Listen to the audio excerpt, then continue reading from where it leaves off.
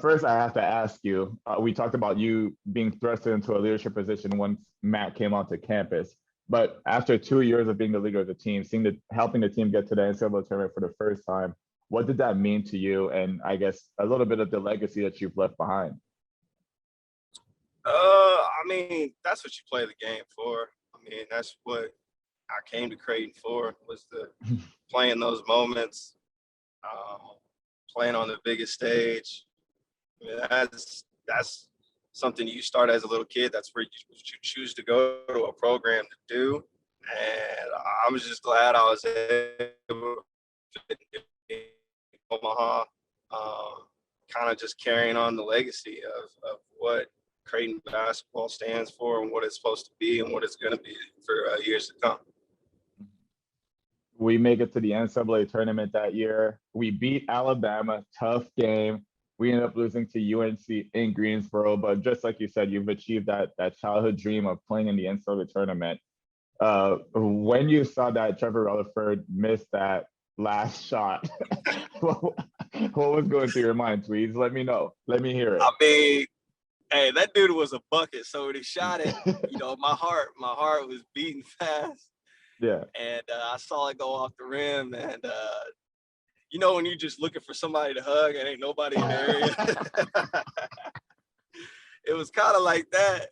And shoot, I mean, you know how those tournament games are, man. And you live to see another day. You survive how it works.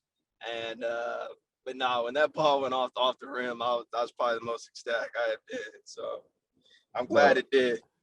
I remember being like, I don't know why they keep saying survive in advance. That's literally what the tournament is. Like, by the skin of your teeth, however you need to.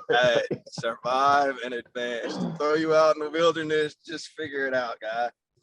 Man, for real though, that run, like turning it around from that Long Beach State game to winning a couple last regular season game, making number 2 in the Valley, winning the Valley tournament, beating Alabama, eventually losing to North Carolina and Greensboro. That's a hell of a run right there, boy, if anything. I think it was just, our team was just so good and so connected, man. The relationships that we had, it was just so much fun, outside of basketball. I guess that makes... So previous guests of the podcast have mentioned this also, just the chemistry that we had off the court, how good it was. I think one of the legendary things that has always been brought up on this show is our trip to the Bahamas. And I'd be remiss if I didn't ask you about a little club hurricane,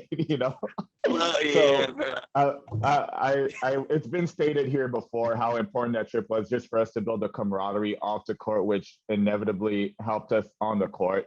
From your perspective, what did that trip mean as far as, bringing all the guys together and teaching us really to trust one another off the court as well as on the court? No, man, that trip was huge for us. I know everybody was kind of complaining because it made for a long summer. Like, we didn't get no break, and we had to practice. And those practices, and then from the time we got over there, I think us just hanging out, going to Atlantis, hanging out on the beach, those things made it so much closer. And, Club Hurricane did do its thing to us, so I can't leave that one out. Hey, I'm sure the Godfather Roscoe won't forget about that day. Hey, Ross, come on the show, bro. But Ross had himself a tough day, didn't he? Yeah, Ross was struggling. Oh, man. Yeah, those practices, honestly, I felt like really did the practices were tougher than the games because we were all competing for spots. You had Austin Chapman, who was a young gun. He was coming into his freshman year. He was challenging you at every step. I had Avery and Nevin Johnson at my neck at the 2-guard spot, and not to say, and that's not to mention Josh Jones. Me and Josh Jones had a battle. But once we got down there, bro, we forgot all about that. It was just straight. Yeah, man, we forgot it all. I mean, you might have been a little mad about Nevin charging all the massages to the room. But... Man, hey, look. Hey, today's day, I'm not sure if I got a formal apology from Mac for blaming me to get. I didn't get, hey, Mac, I didn't get a massage from room service. That was Nevin, okay? All right. I didn't Constantine my an extra $120. That was Nevin job. Oh, Hey, Nevin, sorry to throw you under the bus too, but hey, I have to get that off my shoulders real quick. yeah, you, because my man got lit up about that. Oh, Oh man, dude. Oh, so many good times in college, man. I wish sometimes we could go back, but no alas, we are question. where we are.